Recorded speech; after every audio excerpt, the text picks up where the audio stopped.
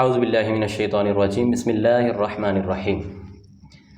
السلام علیکم ورحمۃ اللہ وبرکاتہ۔ جی ہاں ناظرین کرام، آج بہت ہی خوشی کا دن ہے، نہایت خوشی کے لمحات ہیں، کیونکہ آج جس مقصد کے لیے ہم اس پروگرام کو لے کے آئے ہیں وہ بہت ہی خوبصورت مقصد ہے۔ جی ہاں، مجدد دین و ملت، پروانہ شمع رسالت، قاطع نجدیت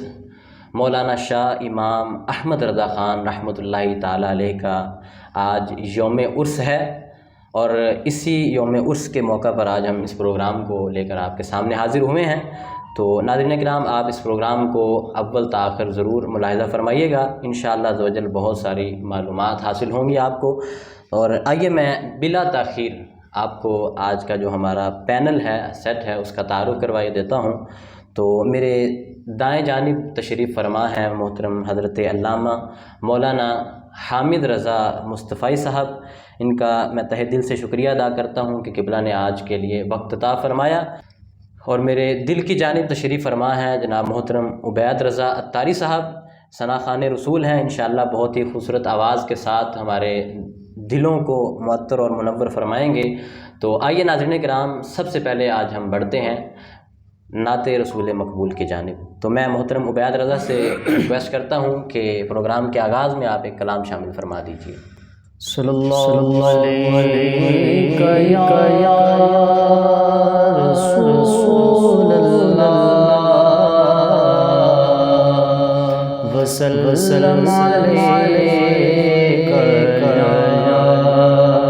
حبیب اللہ۔ ان کی مہک میں دل کے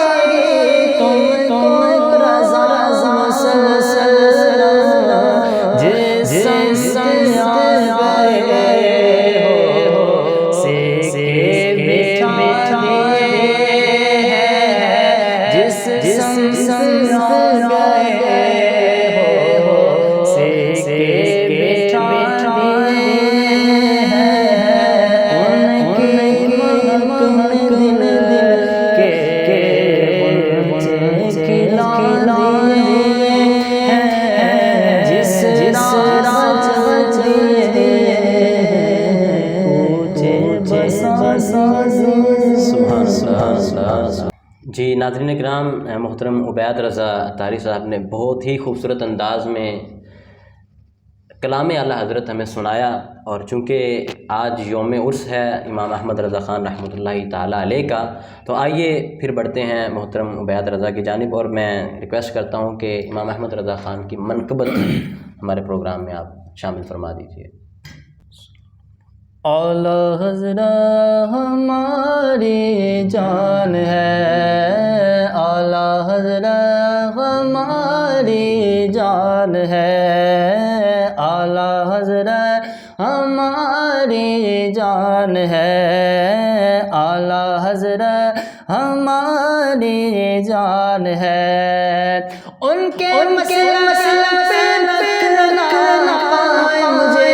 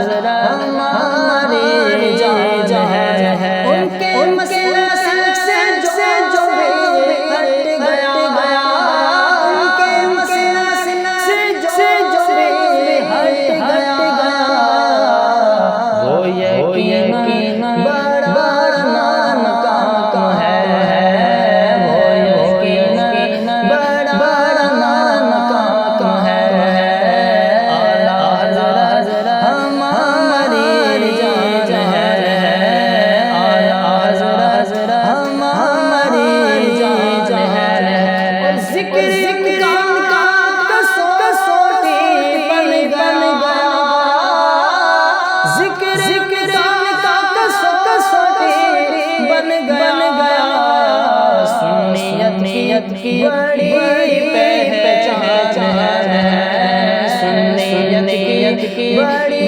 پہچان ہے، اعلیٰ حضرت ہماری جان ہے، اعلیٰ حضرت ہماری جان ہے، اور کیسے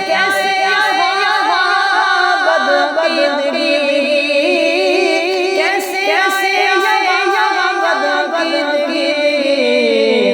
گھر میں تو کنز ایمان ہے، میرے گھر میں تو کنز ایمان ہے،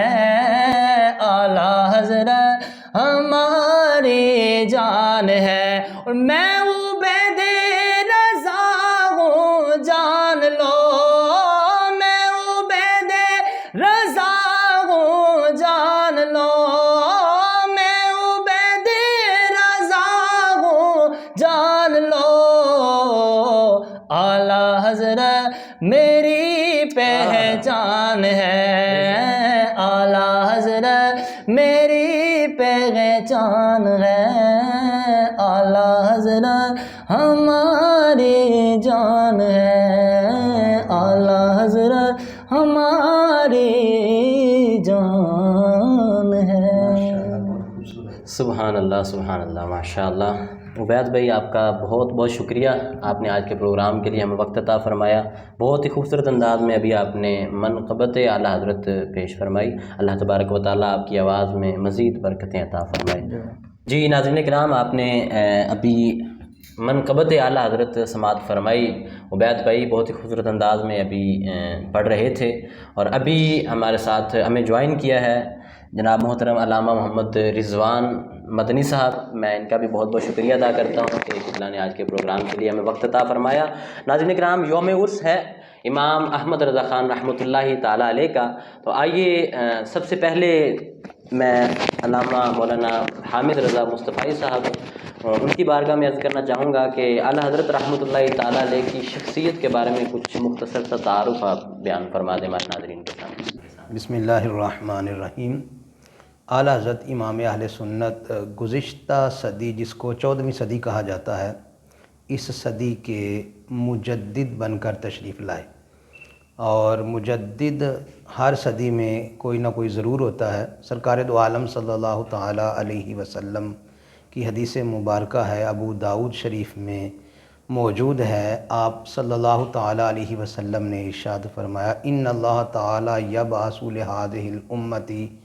अला रासे कुल्लि मिअति सनतिन मन युजद्दिदु लहा दीनहा। अल्लाह रब्बुल इज़्ज़त हर 100 साल के बाद एक ऐसे शख्स को ज़रूर भेजता है इस उम्मत के लिए जो इसके दीन को तरोताज़ा करता है, दीन की तजदीद करता है। तो आला हज़रत भी 14वीं सदी के मुजद्दिद बनकर तशरीफ़ लाए। आसान लफ्ज़ों में आप ये कह सकते हैं कि मुजद्दिद वो होता है जो अपने ज़माने में तमाम लोगों से बढ़कर दीन की खिदमत करता है, और इसका फ़ैसला उलमा करते हैं। और आला हज़रत इमाम अहले सुन्नत के मुतालिक अरब व अजम के उलमा का ये मुतफ़िक़ा फ़ैसला है कि आप गुज़िश्ता सदी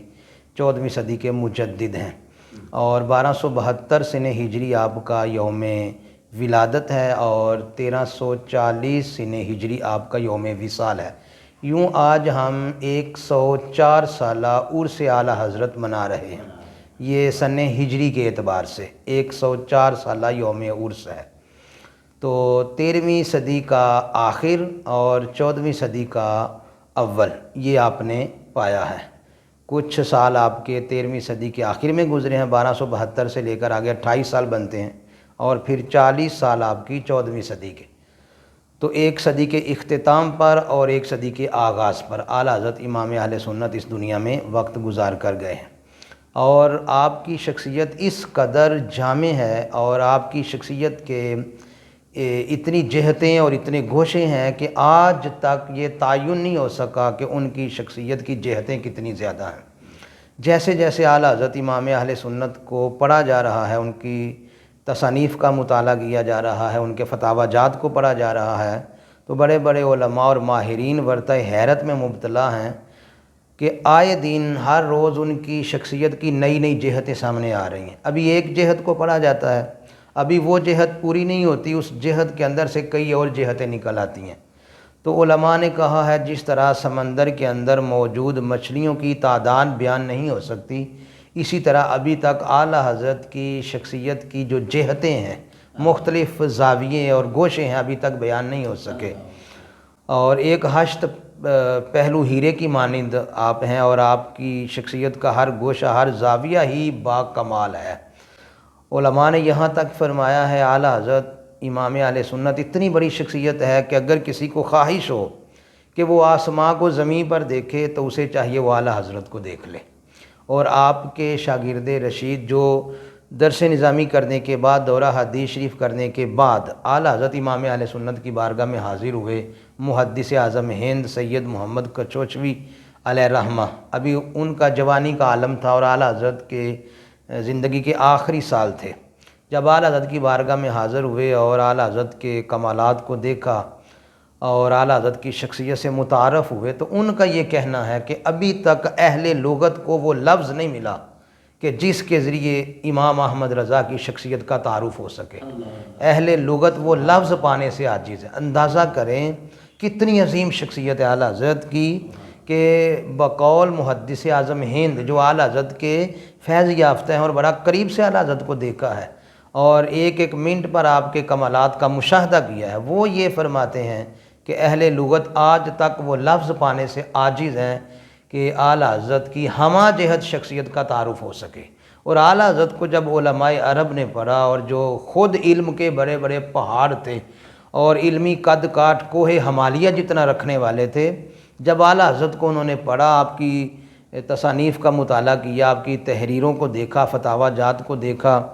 तो उलमाए अरब ये कहने लगे कि ये आला हज़रत जो इमाम अहले सुन्नत हैं इमाम अहमद रज़ा, ये नबी पाक अलैहिस्सलाम के मोजज़ात में से एक मोजज़े का नाम है।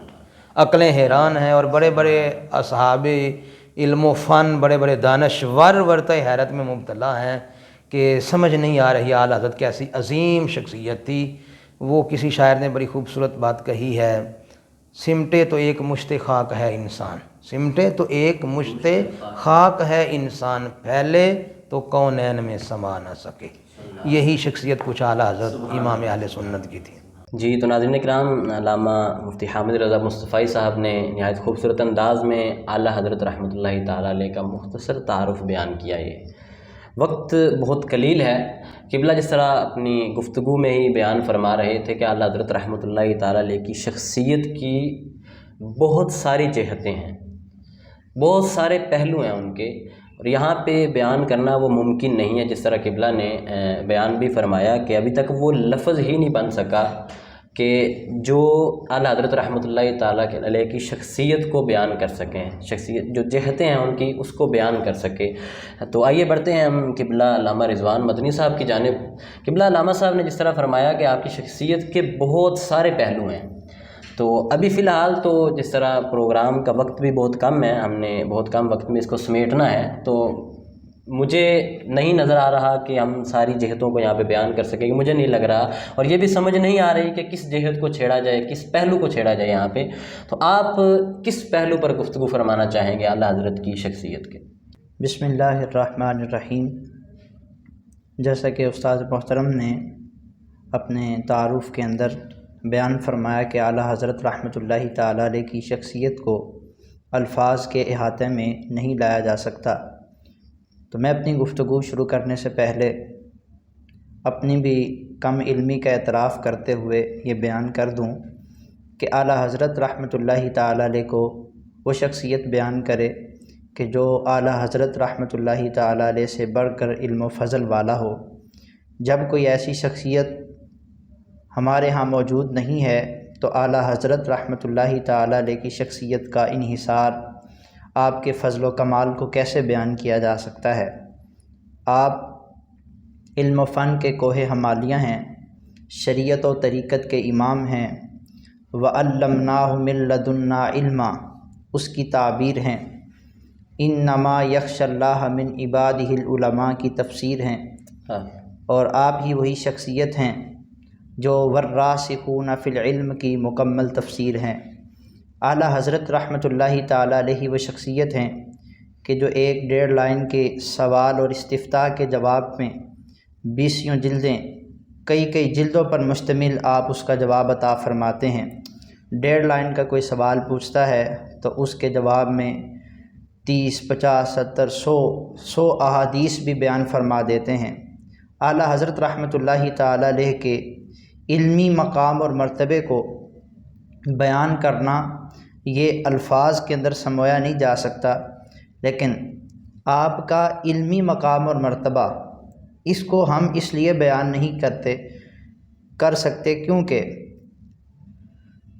ہم جس علم کی بات کرتے ہیں وہ علم کتابوں سے حاصل شدہ ہے، لیکن اعلیٰ حضرت رحمۃ اللہ تعالیٰ علیہ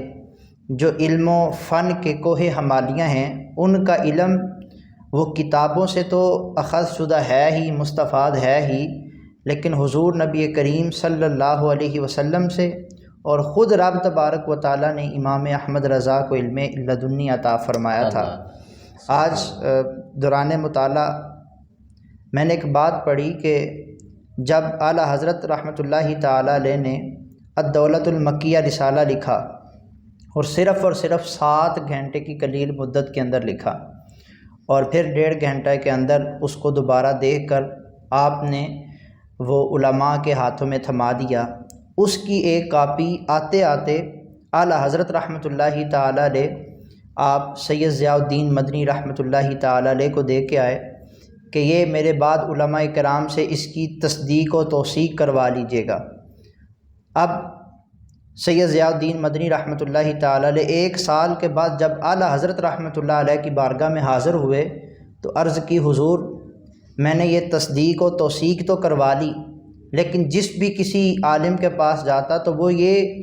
ماننے کے لیے تیار ہی نہ ہوتا کہ یہ کسی اجمی کا کلام ہے۔ اللہ اللہ اللہ، جو بھی دیکھتا تو وہ اشش کر اٹھتا۔ سبحان اللہ۔ تو وہ کہتے ہیں ہم نہیں مان سکتے کہ یہ اتنی کم مدت کے اندر صرف 7 گھنٹے کے اندر اتنی زبردست کتاب کیسے لکھی گئی۔ تو اعلیٰ حضرت رحمۃ اللہ تعالیٰ علیہ نے جو جواب دیا مختصر یہ ہے کہ آپ فرمانے لگے کہ میں بخار کی حالت میں مبتلا تھا،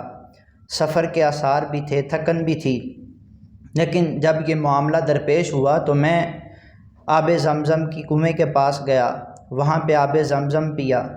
میں نے حجر اسود کو بوسہ دیا، طواف کیا، نفل ادا کیے، اور کعبۃ اللہ کے سامنے کھڑے ہو کے حضور نبی کریم صلی اللہ علیہ وسلم اور سیدنا غوث اعظم رضی اللہ تعالیٰ عنہ سے استعانت کی۔ جب میری نگاہ اٹھی تو میں نے دیکھا کہ کعبۃ اللہ کے سامنے حضور نبی پاک صلی اللہ علیہ وسلم تشریف فرما تھے، اور آپ کی دائیں جانب حضرت مولا علی مشکل کشا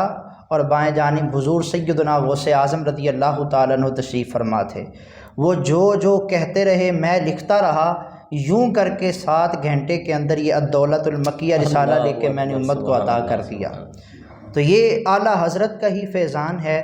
اس لیے میاں شیر محمد شرک پوری رحمۃ اللہ تعالیٰ علیہ سے کسی نے اعلیٰ حضرت کے بارے میں پوچھا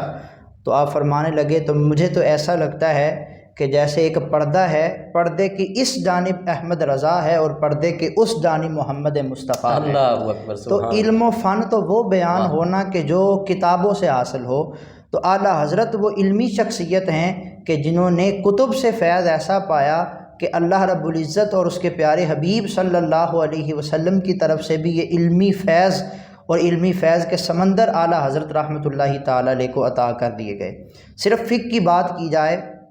اعلیٰ حضرت رحمۃ اللہ تعالیٰ علیہ سے تیمم کے متعلق سوال ہوا تو آپ نے تیمم کے متعلق جب فتویٰ لکھنا شروع کیا تو آپ نے 181 قسم کی چیزیں وہ گنوائی جن کے ساتھ تیمم کیا جا سکتا ہے۔ یہ سن کے آپ بھی حیران ہو جائیں گے کہ اعلیٰ حضرت رحمۃ اللہ تعالیٰ علیہ سے پہلے 1300 سال کے علماء نے 181 چیزیں نہیں لکھوائی، انہوں نے صرف 74 چیزیں وہ تھی جو منصوصات ہیں، یعنی پچھلی کتابوں کے اندر جن کا ذکر ملتا ہے، اور وہ 74 جو پچھلی کتابوں میں ہے وہ بھی کسی ایک جگہ میں نہیں بلکہ ایک کتاب میں 2 ہیں، 3 ہیں، 4 ہیں، بکھری پڑی ہیں۔ اعلیٰ حضرت رحمۃ اللہ تعالیٰ علیہ نے وہ 74 بھی لکھی، مزید 160 چیزوں کو ایڈ کر کے امت کے ہاتھ میں لکھ دیا۔ اور صرف بس وہی چیز نہیں کہ جن کے ساتھ تیمم کر سکتے ہیں، بلکہ وہ چیزیں بھی گنوائی جن کے ساتھ تیمم کرنا جائز نہیں ہے، اور 130 ایسی چیزوں کے نام لکھے جن کے ساتھ تیمم نہیں ہو سکتا۔ ہمارے ویورز بھی پریشان ہوں گے کہ یہ تیمم جس کے بارے میں ہم نے صرف 1-2 مسائل ہی سیکھے ہیں، اعلیٰ حضرت رحمۃ اللہ علیہ کا علم آپ دیکھیے کہ 13 صدیوں کے اندر ایک علم ہے، اور اعلیٰ حضرت رحمۃ اللہ تعالیٰ علیہ کا علم ایک طرف ہے۔ 13 صدیوں میں جو بڑے بڑے فقہا ہیں وہ صرف 74 وہ چیزیں بیان کر سکے جن سے تیمم کیا جا سکتا ہے، اور اعلیٰ حضرت رحمۃ اللہ تعالیٰ نے ان سب کو بھی اکٹھا کیا اور حافظے میں تھے آپ کے، اور آپ نے مزید 160 چیزیں ایڈ کر کے امت کو بتایا کہ 181 چیزیں وہ ہیں جن کے ساتھ تیمم کر سکتے ہیں، اور 130 ایسی چیزیں ہیں جن سے تیمم کرنا جائز نہیں ہے۔ پھر ایسے ہی پانی کے متعلق سوال ہوا، کون سے پانی سے وضو کرنا جائز ہے؟ تو اعلیٰ حضرت رحمۃ اللہ تعالیٰ علیہ کی فقاہت دیکھیے اور آپ کا علمی مقام قد کاٹ دیکھیے۔ آپ رحمۃ اللہ تعالیٰ علیہ نے 160 قسمیں پانی کی وہ بیان فرمائی جن کے ساتھ وضو کرنا جائز ہے، اور صرف یہی 160 قسمیں نہیں بلکہ دوسری طرف آپ نے وہ قسمیں بھی بتائی جن کے ساتھ وضو کرنا جائز نہیں ہے، اور وہ آپ نے 146 قسمیں لکھی جن کے ساتھ تیمم جائز نہیں ہے۔ سوال کرنے والے نے یہی پوچھا کہ کس کے ساتھ کر سکتے ہیں، آپ نے وہ صورتیں بھی بتائی اور 146 وہ صورتیں بتائی جن کے ساتھ نہیں کر سکتے، اور اس کے ساتھ ساتھ اعلیٰ حضرت رحمۃ اللہ تعالیٰ علیہ نے 175 صورتیں وہ بیان کی کہ جب کوئی بندہ عاجز آ جائے تو وہ وضو کیے بغیر پانی سے وہ نماز جو ہے وہ ادا کر سکتا ہے۔ یہ 2 مسئلے، ایک تیمم کا اور ایک وضو کا۔ اسی طرح کسی نے سائل نے سوال کیا کہ ایک باپ پر بیٹے کا کیا حق ہے، تو ہم سے کوئی سوال کرتا تو 1-2 لائنوں میں، کوئی 2-4 سطروں میں جواب دے دیتا۔ اعلیٰ حضرت رحمۃ اللہ تعالیٰ علیہ نے 60 حقوق بیان فرمائے ہیں جو ایک باپ پر بیٹے کا حق ہوتا ہے، اور پھر 60 حقوق بیان کرنے کے بعد فرمایا کہ یہ جو میں نے 60 بیان کیے ہیں اس میں بیٹا اور بیٹی دونوں شریک ہیں،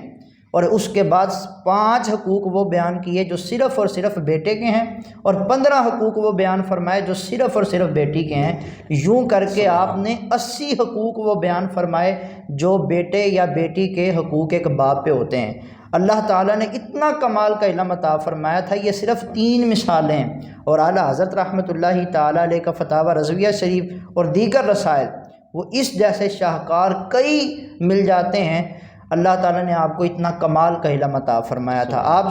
دیکھیے کہ اگر ان 3 سوالوں کے جواب میں اعلیٰ حضرت رحمۃ اللہ تعالی نے اتنے علم کے سمندر بہائے ہیں تو فتاوی رضویہ شریف کا عالم کیا ہوگا۔ اس لیے وہ کہا جاتا ہے کسی نے ڈاکٹر اقبال کے سامنے فتاوی رضویہ شریف رکھا تو اس نے تھوڑا سا دیکھ کے کہا کہ یہ کس کا؟ احمد رضا کا۔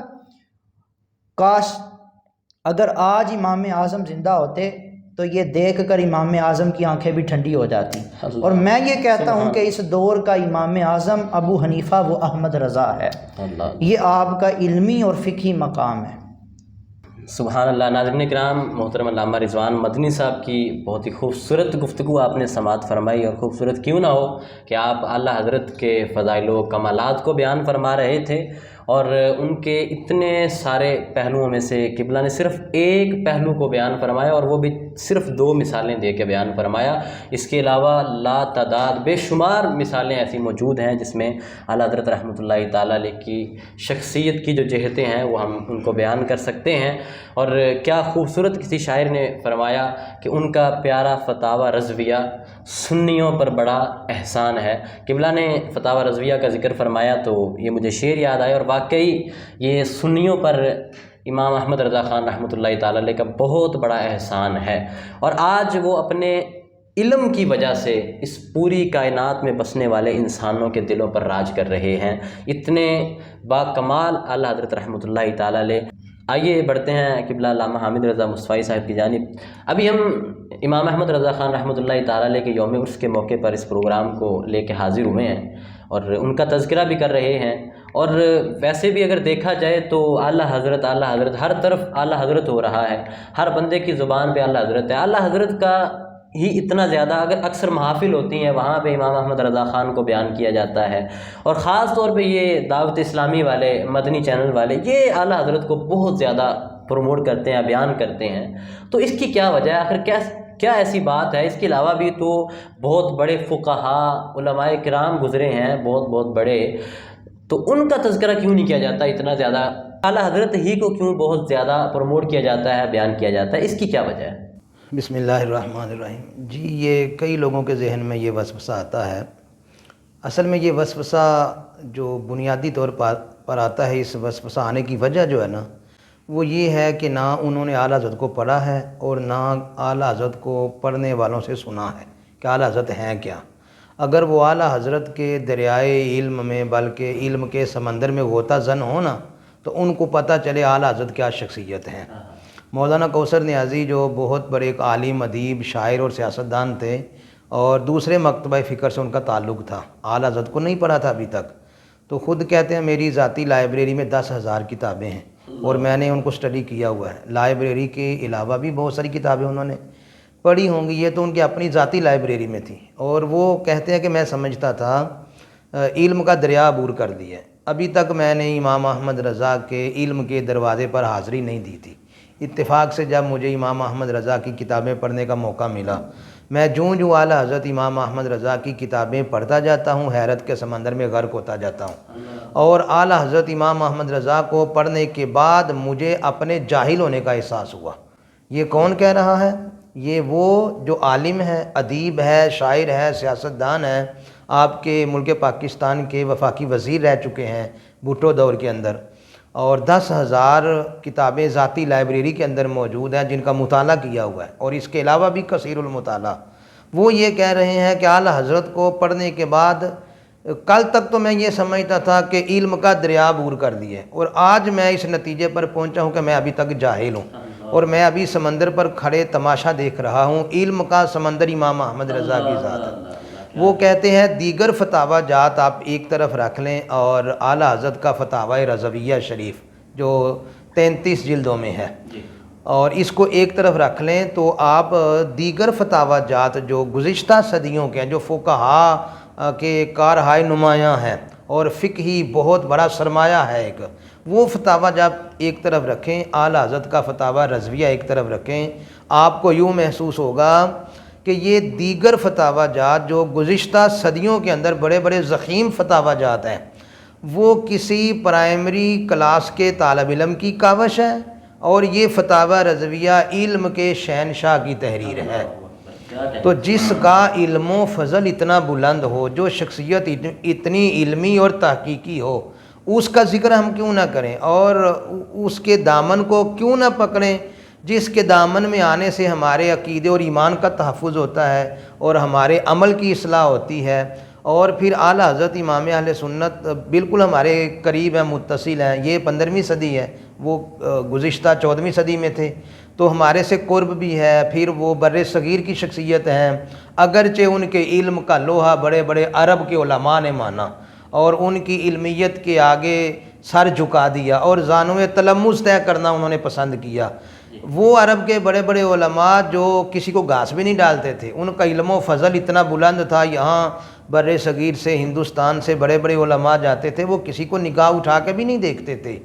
اور لیکن جب اعلیٰ حضرت جاتے تھے ان کے علم کا فیضان انہوں نے جب دیکھا تو آپ کے سامنے زانو تلمس طے کیے اور باقاعدہ سے اعلیٰ حضرت کے پاس کئی گھنٹے بیٹھ کر علمی مذاکرہ کیا کرتے تھے۔ رات کے 2 بجے تک اعلیٰ حضرت کی صحبت میں علماء بیٹھتے اور متعدد علماء عرب سے چل کر یہاں بریلی میں بھی آ کر اعلیٰ حضرت سے علم حاصل کرتے رہے۔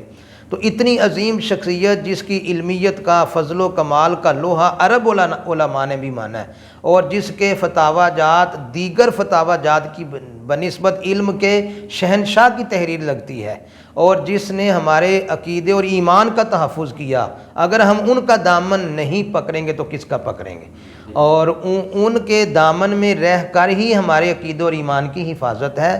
بات اصل میں یہ ہے کہ لوگوں نے اعلیٰ حضرت کو صرف سنا ہے یا ان کی کچھ چند نعتیں سنی ہوں گی اور سمجھتے ہوں گے یہ ایک نعت گو شاعر تھے، حالانکہ نعت کی طرف میں آتا ہوں کہ ان کا نعتیہ کلام کس پائے کا ہے، وہ ایک الگ پہلو ہے اور اس پہلو کے اندر ہزاروں پہلو موجود ہیں۔ لیکن جنہوں نے صرف چند نعتیں سنی ہوں اور ان کو بھی سمجھا نہ ہو، آپ کی ہر نعت کا ہر شعر ایک فتوے کی حیثیت رکھتا ہے، قرآن و سنت کی منظوم ترجمانی ہے یہ۔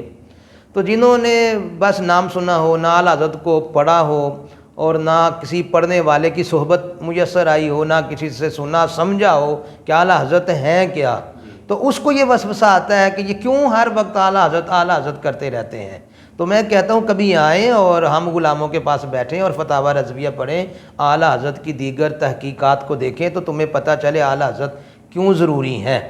تو اعلیٰ حضرت رحمۃ اللہ علیہ کے دامن میں ہمارے عقیدے، ایمان اور عمل کی اصلاح ہے، اس کا سامان ہے، تحفظ ہے۔ اور جیسے کہ علامہ رضوان صاحب بتا رہے تھے اعلیٰ حضرت کا تعارف، ان کی علمی قد کاٹ کا تعارف کیسے کرائیں؟ جو کتابوں سے پڑھا ہو اس کا تو تعارف کروائیں، جس کو علم لدنی اللہ نے عطا کیا اس کا تعارف کیسے ہوگا؟ تو میں اکثر یہ بات اپنے طلبہ کرام کو بھی کہا کرتا ہوں، اعلیٰ حضرت رحمۃ اللہ علیہ کا تعارف کروانے کے لیے گو کہ علماء میدان میں آئے ہیں اور جیسے جیسے وقت گزرتا جا رہا ہے اعلیٰ حضرت کا تعارف مزید زیادہ ہوتا جا رہا ہے، اندھیرا چھٹتا جاتا ہے، اجالا ہوتا جاتا ہے، امام احمد رضا کا بول بالا ہوتا جاتا ہے۔ تو جو شخصیات، جو علماء اعلیٰ حضرت کا تعارف کرواتے ہیں یہ ان کی قسمت ہے، ان کا اپنا مقام بلند ہو رہا ہے، لیکن اصل تعارف جو اعلیٰ حضرت کا ہے وہ ان کی کتابوں کے اندر ہے۔ ان کی تصنیفات کو پڑھیں، ان کی تحریرات کو پڑھیں، ان کے فتاوی جات کو پڑھیں۔ آپ ایک فتویٰ پڑھنا شروع کریں گے، وہ جو علم کا، تحقیق کا سمندر بہہ رہا ہے اس کا ایک قطرہ آپ سائڈ پہ کر کے ایک قطرے کو پڑھیں گے تو پھر اپنے اندر ایک سمندر نظر آئے گا۔ اس قدر ایک فتوے کے اندر تحقیق کے دریا بہہ رہے ہیں کہ کسی جہت میں بات جاتی ہے تو اس جہت میں پھر تحقیق کے سمندر بہنا شروع ہو جاتے ہیں۔ جیسا تیمم کے بارے میں علامہ صاحب بتا رہے تھے، اتنی صورتیں بیان کی جن سے تیمم ہو سکتا ہے اور اتنی جن سے نہیں ہو سکتا، تو اس میں جو قابل ذکر بات ایک یہ بھی تھی کہ وہ جو آپ نے اقسام بیان کی ہیں ان کا تعلق عرض کے ساتھ ہے، زمین کے ساتھ ہے، جن سے عرض کو آپ نے بیان کی ہے، زمین کی اقسام پر گفتگو کی ہے۔ آج بڑے سے بڑے ماہرین ارضیات آپ بٹھا لیں، زمین پر تحقیق و سرچ کرنے والا پورا پینل بٹھا لیں، وہ سر توڑ کوشش کرتے رہیں، ایڑی چوٹی کا زور لگاتے رہیں، 10-15 سے زیادہ آپ کو زمین کی اقسام نہیں بتا سکیں گے، ایسے قواعد اور ایسے کلیے نہیں بتا سکیں گے جن سے پتہ چلے کہ یہ جن سے ارض سے ہے یا جن سے ارض سے ہٹ کر ہے۔ لیکن اعلیٰ حضرت کو پڑھیں تو آج ماہر ارضیات بھی ورطۂ حیرت میں مبتلا آپ کو نظر آئیں گے۔ تو وہ ان کے پاس جو سائنسی علوم تھے، اگر سائنسی علوم کی گفتگو کریں، اس پر بات کریں تو ان سے بڑا کوئی سائنسداں نظر نہیں آئے گا۔ اور لیکن اس کے باوجود آپ کا کمال یہ تھا کہ آپ نے سائنس کا کوئی بھی نظریہ وہ جو قرآن و سنت کے خلاف ہو اس کو قائم نہیں رہنے دیا، ہر اس نظریے کو قرآن و سنت کی بنیاد پر توڑا ہے، پاش کیا ہے جو قرآن و سنت سے ٹکراتا ہے۔ آپ فکر اسلامی کی بالادستی کے قائل تھے، آپ نے ہر محاذ پر اسلامی فکر کو بلند رکھا ہے، تو آپ کسی ایسی سائنسی تحقیق کو ماننے کے لیے تیار نہیں تھے کہ جو فکر اسلامی سے ٹکراتی ہو، اور صرف یہ کہ ماننے کے لیے تیار نہیں بلکہ اس فکر کے آپ نے اس کی دجیاں پکھیری ہیں جو فکر اسلامی فکر سے ٹکراتی ہو۔ آپ نے یہ ثابت کیا ہے کہ اصل فکر وہی ہے جو فکر اسلامی ہے، اس کے مقابلے میں کوئی فکر بھی قابل قبول نہیں ہے۔ تو اس طرح جتنی جہتیں ان کی کھولتے جائیں گے بات بڑھتی چلی جائے گی۔ تو اعلیٰ حضرت کیوں ضروری ہیں، ہم کس کس جہت کو بتائیں؟ تو میں تو یہی پیغام دوں گا کہ اعلیٰ حضرت کو پڑھیں، ان کی کسی جہت پر تحقیق کریں، اس کے اندر کئی جہتیں نکلیں گی، آپ اس سمندر میں ایسے غرق ہو جائیں گے کہ آپ باہر نکل ہی نہیں پائیں گے۔ تو جب آپ نے پڑھا ہی نہیں، ابھی کنارے پر بھی آپ نہیں پہنچے اور پھر کہیں اعلیٰ حضرت کیوں ضروری ہیں، تو پھر آپ کا حق بنتا ہے آپ کہتے رہیں، ڈنڈورا پیٹتے رہیں، گلی محلے میں آپ تماشا کھڑا کرتے رہیں۔ جب آپ قریب ہی نہیں آئے، پڑھا ہی نہیں ہے، تو پھر آپ کی بلا جانے اعلیٰ حضرت کیا ہے اور کیوں ضروری ہے، یہ تو پڑھنے والوں کو پتہ ہے نا۔ تو جو پڑھتے ہیں وہ تو یہ کہیں گے ملک سخن کی شاہی تم کو رضا، اور یہ ملک سخن کی بات تو خود اعلیٰ حضرت نے کی ہے نا۔ پڑھنے والے تو یہ کہتے ہیں ہر علم و فن کی شاہی تم کو رضا مسلم، جس سمت آ گئے ہو سکے بٹھا دیے۔ سبحان اللہ سبحان اللہ۔ قبلہ آپ نے اپنی گفتگو کے دوران ہی ان کے ایک اور عظیم کارنامے کی بات بھی کی، وہ ان کی شاعری کے حوالے سے آپ نے گفتگو فرمائی، لیکن آپ نے تھوڑا سا ٹچ دیا، تو میں چاہ رہا تھا کیونکہ آج اس دور میں جس طرح آپ نے فرمایا کہ جیسے جیسے وقت گزرتا جا رہا ہے، ان کی جو کمالات ہیں ان کو بیان کرنے والے علماء کرام جو ہیں وہ ان کے کمالات کو وہ ان کی کثرت ہوتی جا رہی ہے، یعنی کثرت سے ان کو بیان کیا جا رہا ہے جیسے جیسے وقت گزر رہا ہے۔ تو آج کے اس دور میں میرے خیال سے کلام اعلیٰ حضرت بھی بہت کثرت سے پڑھا جا رہا ہے۔ جس محفل میں جانا ہو وہاں پہ اکثر علماء کرام بیٹھے ہوتے ہیں، فرمائش کر دیتے ہیں کلام اعلیٰ حضرت سنایا جائے، کلام اعلیٰ حضرت پڑھا جائے۔ جتنے بھی نعت خوان حضرات ہیں،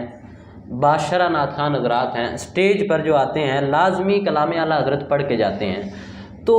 یہ اعلیٰ حضرت کی شاعری، اس کے حوالے سے آپ کچھ رہنمائی فرما دیں، کچھ بیان فرما دیں آپ کی بات بہت اچھی ہے ماشاءاللہ، کلام اعلیٰ حضرت پر بھی گفتگو اور یہ پڑھا جا رہا ہے، لیکن ایک بات میں ایڈ کروں گا، ہر نعت خواں کلام اعلیٰ حضرت نہیں پڑھتا۔ اللہ کرے کہ ہر نعت خواں کا یہ ذہن بن جائے کہ ہم کلام اعلیٰ حضرت پڑھا کریں۔ یہ تو دعوت اسلامی کے ماحول کی برکتیں ہیں، اور مدنی چینل ہم دیکھتے ہیں اور دعوت اسلامی کے ثنا خواں دیکھتے ہیں، کثرت سے کلام اعلیٰ حضرت پڑھتے ہیں، کیونکہ یہ کلام الامام امام الکلام۔ اللہ کرے دیگر جو ثنا گو حضرات ہیں وہ بھی کلام اعلیٰ حضرت پڑھیں، اگرچہ مشکل کلام ہے لیکن عشق و محبت کے جام ضرور ملتے ہیں۔ سمجھ کچھ کلام نہیں بھی آتے، بہت سارے آسان بھی ہیں، لیکن چونکہ یہ ایک بہت بڑی علمی اور تحقیقی شخصیت کا کلام ہے، تو بلکہ علماء نے لکھا ہے جتنے علوم اعلیٰ حضرت جانتے تھے وہ تمام کے تمام علوم آپ کے نعت یا دیوان ہدایت بخشش کے اندر استعمال ہوئے ہیں۔ تو آپ اعلیٰ حضرت کتنے علوم جانتے تھے؟ 305 علوم علماء نے بیان کیا ہے۔ ایک وقت تھا جب 55 علوم تھے، جب پھر تحقیق ہوئی 100، پھر 200۔ اب علماء کی جو جدید تحقیق ہے، جو اسٹڈی اعلیٰ حضرت کی گئی ہے آپ کی تصنیفات اور فتاوی جات کی، تو علماء کا کہنا ہے 305 علوم اعلیٰ حضرت جانتے تھے، اور اس علمی شخصیت کا کلام بھی ان علوم پر مشتمل ہے۔ تو قدر آسان کلام بھی ہیں، کچھ سمجھ آ بھی جاتے ہیں، نہیں بھی آتے، لیکن عشق رسول میں اضافہ ضرور ہوتا ہے۔ اب یہ اعلیٰ حضرت کی جو نعتیہ شاعری ہے، بات بڑی طویل آپ نے چھیڑ دی ہے، اس پر تو کئی پروگرام ہمیں کرنے چاہیے، اور ایک ایک پہلو، ایک ایک اس کے فنی محاسن اور عشق و ادب کے جو اس میں مظاہر ہیں اس پر گفتگو ہو سکتی ہے۔ ایک دو باتیں میں مین عرض کرتا ہوں۔ اعلیٰ حضرت اولاً تو آپ یہ ذہن میں رکھیں، اعلیٰ حضرت باقاعدہ نعت گو شاعر نہیں تھے، باقاعدہ آپ نے اہتمام سے شاعری نہیں کی، بلکہ شاعری سے آپ متنفر تھے، اور شاعری سے آپ متنفر تھے، شاعری کی نہیں آپ نے۔ تو یہ آپ کے اضطرابی کیفیت جو عشق رسول میں ہوتی تھی، آپ کے وہ عشق رسول کی باپ جو ہے وہ جب نکلتی زبان کی ذریعے اور وہ کلام بنتا تو وہی نعتیں بن جاتی تھی۔ یہ عشق رسول کا اظہار ہے جو زبان و بیان کے ذریعے ہوا ہے اور قلم کی نوک پر آیا ہے، اور وہ جو باقاعدہ آپ نے سیکھا نہیں ہے اور کسی استاد شاعر کے پاس جا کر زانو تلمذ طے نہیں کیا، وہ بھی جو آپ کا کلام نکلا ہے اور آپ کی قلم کی نوک پر آیا، اور وہ بھی فنی اعتبار سے اتنا بلند ہے کہ آپ کے صرف سلام رضا جو ہے، جو عاشقانوں کی محفل میں پڑھا جاتا ہے، مصطفیٰ جان رحمت پہ لاکھوں سلام، کوئی عاشق رسول کی محفل ایسی نہیں جہاں یہ سلام نہ پڑھا جاتا ہو۔ اس سلام کے بارے میں مولانا کوثر نیازی جو خود شاعر اور ادیب ہیں، عالم ہیں، سیاستدان تھے، وہ کہتے ہیں اردو فارسی عربی کی جملہ نعتیہ شاعری ایک پلڑے میں رکھ دیں، اعلیٰ حضرت امام احمد رضا کا یہ سلام ایک پلڑے میں رکھ دیں، فنی اعتبار سے ہر اعتبار سے اس کا پلڑا بھاری نظر آئے گا۔ جس کے ایک کلام کا یہ عالم ہے، اس کے سارے کلاموں کا عالم کیا ہوگا؟ تو اولا تو یہ ذہن میں رکھیں کہ آپ نے شاعری باقاعدہ کی نہیں ہے، یہ آپ کے عشق رسول کا اظہار ہے اور آپ کے تڑپتے دل کی بھاپ ہے، اور ایک اضطراب کی کیفیت جب بنتی تھی اور نعتیں گنگناتے تھے اور وہی کلام بن جاتے تھے، یہ وہ ہے۔ اور پھر اس کی جو خاص بات ہے، شاعری اور شریعت کے تقاضے، شاعری کی نزاکتیں، شعر و ادب کی جو نازک خیالی ہوتی ہے شعراء کی، تو شعر و ادب کی وہ نزاکتیں اور ادھر شریعت کی پاسداری اور لحاظ، ان دونوں چیزوں کو یکجا کرنا بہت مشکل کام ہے۔ اکثر شعراء کو ہم دیکھتے ہیں وہ شعر و ادب کہتے ہوئے شریعت کی حدیں پامال کرتے ہوئے نظر آتے ہیں۔ اور پھر شاعری اگر نعتیہ ہو، ایک ہے عام شاعری،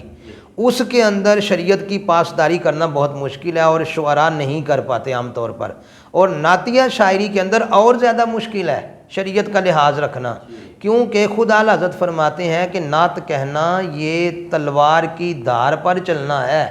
بڑھتا ہے تو الوہیت میں پہنچ جاتا ہے اور کمی کرتا ہے تو تنقیص ہوتی ہے۔ نعت میں دونوں جانب حد بندی ہے۔ آقا دو جہاں صلی اللہ علیہ وسلم کی تعریف نعت اس طرح بیان کرتے کرتے بڑھ جانا کہ الوہیت تک پہنچ جائے، اور کم کرنا کہ زیادہ نہ ہونے پائے، اور کمی کرتے کرتے تنقیص کی طرف آ جائے، ادھر بھی ایک حد بندی ہے، تو تنقیص بھی نہ ہونے پائے اور الوہیت تک بھی نہ جائے۔ تو نعتیہ شاعری کے ساتھ شریعت کا لحاظ اور شریعت کے تقاضے جمع کرنا انتہائی مشکل کام ہے، لیکن اعلیٰ حضرت رحمۃ اللہ علیہ کا کوئی بھی کلام اٹھا لیں، کوئی بھی کلام سن لیں، پڑھ لیں، آپ کو کہیں ذرہ برابر بھی شریعت کے تقاضے پامال ہوتے نظر نہیں آئیں گے، 100% شریعت کے تقاضوں کے مطابق۔ بلکہ آپ تو کہتے ہیں میں نے تو نعت گوئی سیکھی قرآن سے ہے، تو جس کی نعت گوئی قرآن کا منظوم ترجمہ ہو وہ پھر شریعت کی خلاف ورزی کیسے کر سکتا ہے؟ جس کی نعت کے پیچھے قرآن و سنت کا مطالعہ ہو، اور قرآن و سنت کا مطالعہ اس قدر گہرائی کے ساتھ تھا کہ ہم تو سوچ بھی نہیں سکتے کتنا گہرا قرآن و سنت کا مطالعہ تھا، اور پھر عشق رسول کی فراوانی، اور پھر جب نعت بنتی ہے تو شریعت کے میزان پر تلی ہوئی نظر آتی ہے۔ تو اعلیٰ حضرت فرماتے ہیں تمہیں شک ہوگا، شبہ ہوگا، اور تم نے ایسے شعراء ادیب دیکھے ہوں گے جو شعری نزاکتوں میں شریعت کے تقاضے پورے نہیں کر سکتے۔ اگر آپ کو کوئی کہے کہ یہ کیسے ہو سکتا ہے کہ شعری نزاکتیں بھی ہوں اور شاعر کی نازک خیالی بھی ہو اور ادھر شریعت کی تقاضے بھی پورے ہوں، یہ کیسے ہو سکتا ہے؟ اعلیٰ حضرت فرماتے ہیں جو کہے شعر و پاس شرع دونوں کا حسن کیوں کر آئے، اگر کوئی یہ سوال کرے، یہ پوچھے کہ شعر و شرع دونوں کا، شعر و پاس شرع دونوں کا حسن کیوں کر آئے، ادھر شاعری کا حسن بھی ہو اور ادھر شریعت کا حسن بھی ہو، یہ یکجا کیسے ہوں گے؟ تو اعلیٰ حضرت فرماتے ہیں لا اسے پیش جلوائے زمزمائے رضا کہ یوں، اسے لا اور رضا کے نغموں کے جلوے کے سامنے کھڑا کر، اور اسے پتہ چلے گا کہ کسی امام احمد رضا نے شعری حسن اور شریعت کے حسن کو یوں یکجا کر کے رکھ دیا۔ یہ آپ کے کلام کی ایک بہت بڑی خوبی ہے۔ انشاءاللہ موقع ملا تو دیگر اس کے فنی محاسن کے ساتھ ساتھ دیگر جو اس کے امتیازات ہیں انشاءاللہ اس پر بھی گفتگو کریں گے۔ جی ماشاء اللہ عز و جل۔ ناظرین کرام، قبلہ کی گفتگو آپ نے سماعت فرمائی، اور آخر میں شاعری کے حوالے سے اعلیٰ حضرت امام احمد رضا خان رحمۃ اللہ تعالیٰ علیہ کے کمالات، کس طرح انہوں نے شاعری کی اور کیا کیا چیزیں اس میں ضروری ہیں، قبلہ نے وہ کچھ بیان فرمائیں۔ ناظرین کرام، آپ نے قبلہ علامہ حامد رضا مصطفی صاحب ان کی بہت ہی خوبصورت گفتگو سماعت فرمائی. قبلہ نے ہمیں وقت عطا فرمایا، ان کا بہت بہت شکریہ. بہت ہی خوبصورت انداز میں گفتگو کرتے ہیں. آپ ہمارے اس پروگرام کو اول تاخیر ضرور ملاحظہ فرمائیے گا. آئیے بڑھتے ہیں پروگرام کے، آئیے چلتے ہیں پروگرام کو اختتام کی جانب لے کر. اور آخر میں چاہ رہا ہوں جہاں پہ اعلیٰ حضرت کے شاعری کے حوالے سے بات ہوئی، ان کی شخصیت کے حوالے سے بات ہوئی، قبلہ نے ان کا فقہ میں کیا عالم تھا، فقہ میں ان کو کتنی مہارت تھی، اس حوالے سے بیان فرمایا. تو جو میرے خیال میں کہ یہ پہلو بیان کرنا ان کی شخصیت کا یہاں پہ ضروری سمجھتا ہوں میں، اور وہ یہ ہے کہ اعلیٰ حضرت امام احمد رضا خان رحمۃ اللہ تعالیٰ علیہ کا عشق رسول، کیونکہ ہم ان کو کہتے ہیں امام عشق و محبت، تو کیوں نہ یہاں پہ ان کا کچھ عشق رسول بھی بیان کیا جائے. تو میں چاہ رہا تھا کہ وہ قبلہ علامہ رضوان مدنی صاحب کی زبانی ہم سنیں، کہ کیونکہ ویسے تو ان کے عشق رسول پوری زندگی میں ایسے واقعات ہیں کہ یہاں پہ بیان کرنا ممکن نہیں ہے، ان کا عشق رسول ایسا ہے، لیکن چند پہلوؤں کو، ان کے عشق رسول کے چند پہلوؤں کو آپ یہاں پہ بیان فرما دیں. جیسا کہ آپ نے فرمایا کہ اعلیٰ حضرت رحمۃ اللہ تعالیٰ علیہ کو امام عشق و محبت کہا جاتا ہے. اب جب بھی اعلیٰ حضرت کا نام آتا ہے تو یہ عشق مصطفیٰ سے استعارہ بن جاتا ہے. جی. اعلیٰ حضرت رحمۃ اللہ تعالیٰ علیہ وہ شخصیت ہیں جن کے زندگی کے ایک ایک فعل، ایک ایک کام سے عشق رسول صلی اللہ علیہ وسلم نمایاں اور جھلکتا ہوا نظر آتا ہے. آپ کا اٹھنا بیٹھنا، آپ کا چلنا پھرنا، آپ کا سونا کھانا پینا، زندگی کی ایک ایک ادا آپ نے سنت مصطفیٰ صلی اللہ علیہ وسلم اور عشق مصطفیٰ صلی اللہ علیہ وسلم میں گزاری ہے. نہ صرف حضور صلی اللہ علیہ وسلم کا ادب، بلکہ ادب تو یہ سکھاتا ہے کہ جس چیز کا تعلق محبوب سے ہو جائے اس چیز کا بھی ادب کیا جائے. وہ کسی عاشق کو کسی نے دیکھا کہ وہ ایک کتے کے پاؤں چوم رہا ہے، تو لوگوں نے کہا کیا ہو گیا، کتے کے پاؤں چوم رہے ہو؟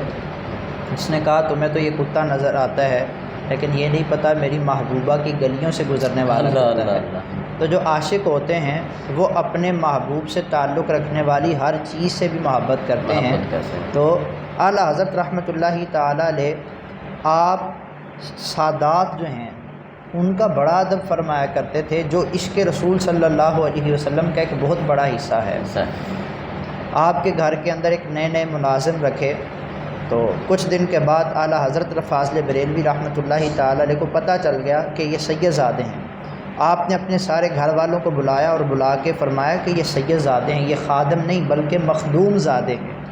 ان سے ہم نے خدمت نہیں لینی بلکہ ان کی خدمت کرنی ہے، اور ان کو پتہ نہ چلے جتنی تنخواہ مقرر ہوئی ہے اتنی دیتے بھی رہنا اور خدمت بھی نہیں لینا،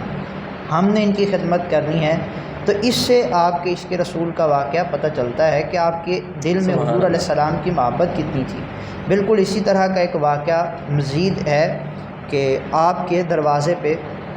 ایک سید زادہ مانگنے کے لیے آیا اور اس نے ندا کی مانگنے کے انداز میں.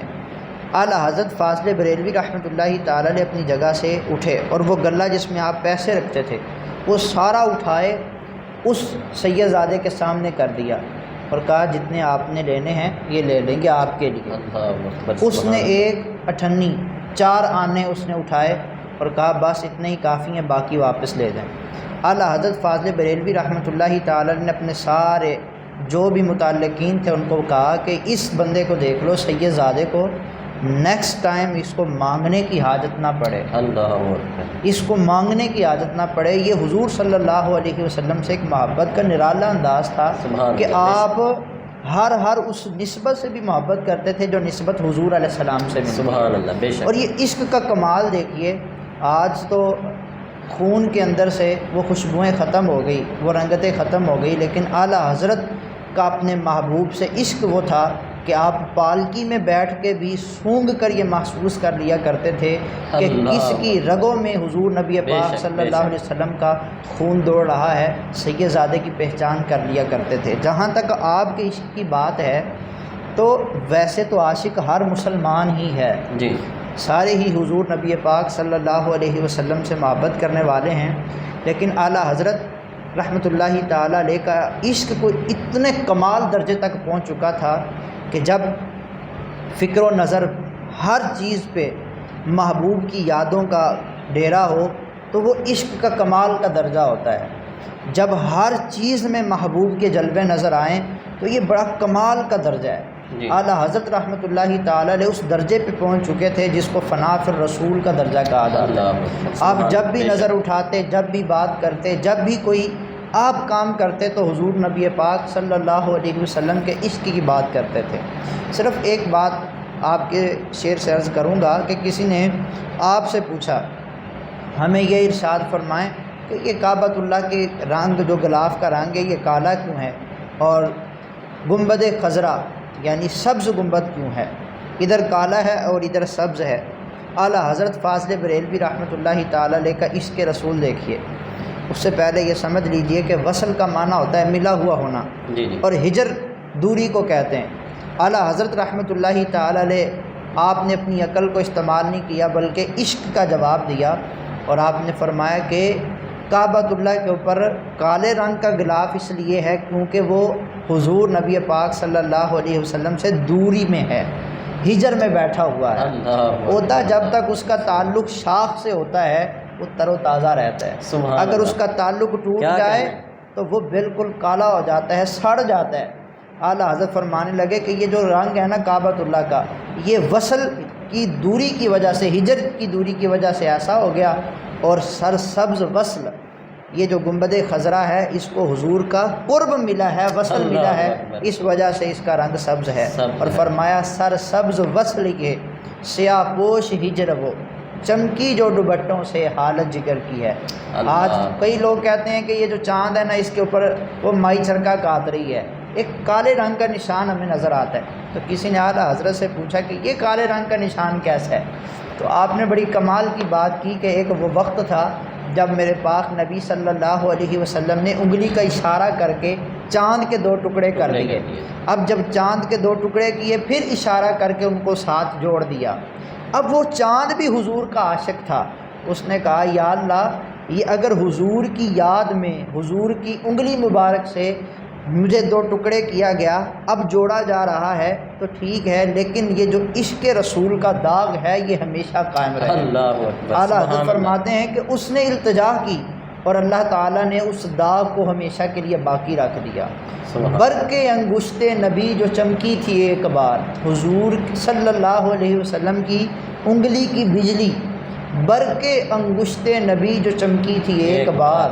آج تک ہے سینہ ماہ میں نشان سوختہ۔ آسمان جھکا ہوا کیوں ہے؟ بہت ساری ایسی باتیں ہیں اعلیٰ حضرت جب دیکھتے ہیں تو محبوب کے جلوے نظر آتے ہیں۔ اللہ کرے ہم سب کو بھی ایسا عشق نصیب ہو کہ ہر جگہ حضور نبی پاک صلی اللہ علیہ وسلم کے جلوے نصیب ہوں۔ لیکن یہ میں شعر پڑھ کے بس اس کو وائنڈ اپ کروں گا۔ کسی نے پوچھا جی آسمان جھکا ہوا کیوں نظر آتا ہے؟ تو اعلیٰ حضرت فرمانے لگے خم ہو گئی پشت فلک اس تانۂ زمیں سے، سن ہم پہ مدینہ ہے وہ رتبہ ہے ہمارا۔ یہ ایسے نہیں ہے بلکہ یہ جو آسمان جھکا ہوا ہے نا یہ بھی حضور کے ادب اور عشق میں جھکا ہوا ہے۔ اب یہ حضور علیہ السلام کی جو محبت ہے نا وہ یک طرفہ نہیں ہے، اعلیٰ حضرت ہی حضور علیہ السلام سے پیار کرتے ہیں۔ میں تو یہ کہتا ہوں کہ اعلیٰ حضرت تو پھر ایک جاندار ہیں، انسان ہیں، حضور علیہ السلام کے امتی ہیں۔ اگر کوئی بے جان چیز بھی میرے پاک نبی سے پیار کرے تو حضور علیہ السلام اس سے پیار کرتے ہیں۔ احد جبل یحبنا ونحبہ، یہ احد پہاڑ ہم سے محبت کرتا ہے، ہم اس سے محبت کرتے ہیں۔ وہ ستون حنانہ بے جان ہے، حضور کی یاد میں بلک بلک کے روتا ہے، حضور اس کو بھی سینے سے لگاتے ہیں۔ کاش ہم بھی اس عشق کے مرتبے پہ پہنچیں کہ حضور علیہ السلام ہم گناہ گاروں کو بھی اپنے سینے سے لگائیں اور ہمیں بھی اپنے قرب کی جو ہے وہ دولت عطا فرمائیں۔ میں یہ عرض کر رہا تھا کہ صرف اعلیٰ حضرت کی جانب سے عشق کو ایسا نہیں ہے بلکہ حضور علیہ السلام بھی اپنے اس عاشق کو بڑا پسند فرماتے تھے، اور جس کا بین ثبوت یہ ہے کہ حضور سیدی اعلیٰ حضرت رحمۃ اللہ تعالیٰ علیہ کے متعلق ایک خواب بیان کیا جاتا ہے کہ ایک بزرگ تھے، انہوں نے حضور علیہ السلام کی زیارت کی، صحابہ کرام کا جمع غفیر ہے، محفل لگی ہوئی، پوچھا کہ یہ کیا ہوا، سارے چپ بیٹھے ہیں؟ کہا انتظار ہو رہا ہے۔ کس کا انتظار ہے؟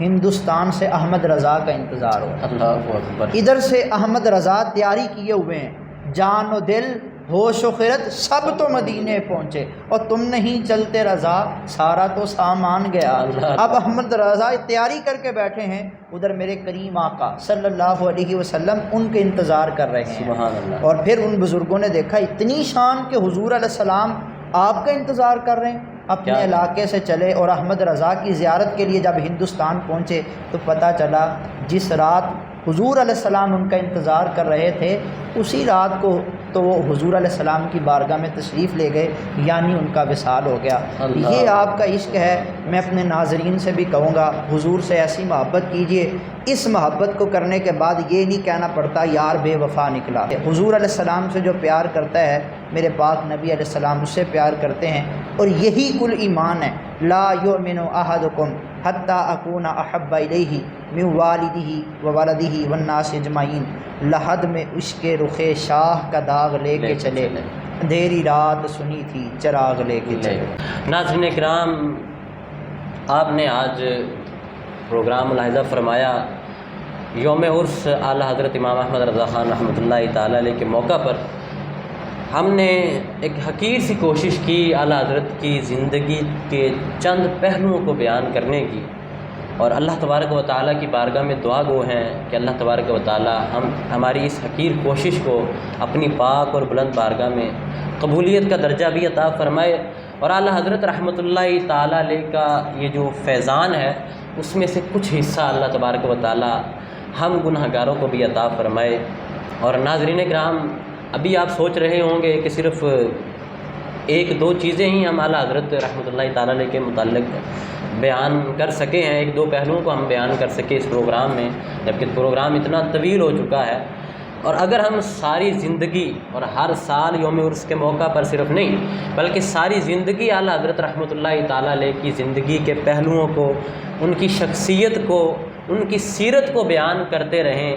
ہماری زندگیاں ختم ہو جائیں گی، لیکن اعلیٰ حضرت رحمۃ اللہ تعالیٰ علیہ کی سیرت، ان کی شخصیت کے پہلوؤں کو بیان کرنا یہ ختم نہیں ہو سکتا، ان کی شخصیت کے پہلو یہ ہم ختم نہیں کر سکتے۔ اللہ تبارک و تعالیٰ کی بارگاہ میں دعا گو ہے کہ اللہ تبارک و تعالیٰ ان کے فیضان میں سے ہمیں بھی کچھ حصہ عطا فرمائے۔ ناظرین کرام، ہمارا پروگرام اگر آپ کو اچھا لگا ہو تو اس کا فیڈ بیک بھی ضرور دیجیے گا، اور اس کو اپنے دوسرے احباب تک شیئر لازمی فرمائیے گا۔ اللہ نگہبان۔